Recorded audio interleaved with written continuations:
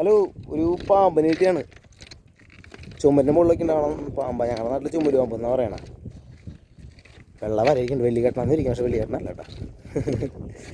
അപ്പോൾ അങ്ങനെ അപ്പോൾ മെയിനായിട്ട് ഇവിടെ ഇങ്ങനെ പാമ്പിനെ ഇട്ട് കുപ്പിയിലേക്ക് കൊണ്ടുവന്നിട്ട് ഇവിടെ എവിടെയെങ്കിലേക്ക് എല്ലാ സ്ഥലങ്ങളിലേക്ക് കൊണ്ടുവന്ന് റിലീസ് ചെയ്യാറ്.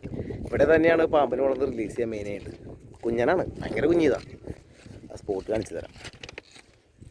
അതാ അങ്ങനെ ആരുമില്ലാത്ത സ്ഥലത്ത് കൊണ്ടുവന്നിട്ട് ഇങ്ങനെ റിലീസ് ചെയ്യാം. പോകാൻ വേണ്ടിയിട്ടുള്ള വിഗ്രഹതയിലാണ്. നോക്കാം, വിടാം. നമ്മളെ കിടലടാ പൊന്നെ,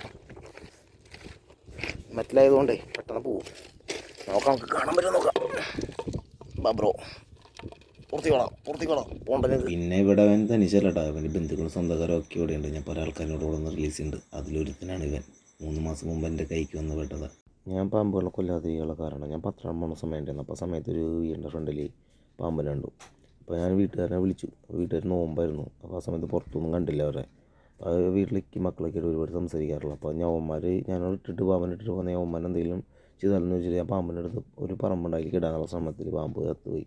പിന്നെ അതിനുശേഷം വലിയ ഉഷാറും കാര്യങ്ങളും ഒന്നുണ്ടായിരുന്നില്ല. മൊത്തത്തിൽ നെഗറ്റീവ് ആയിരുന്നു. പിന്നെ അതിനുശേഷം പാമ്പിനെ കൊല്ലാറില്ല.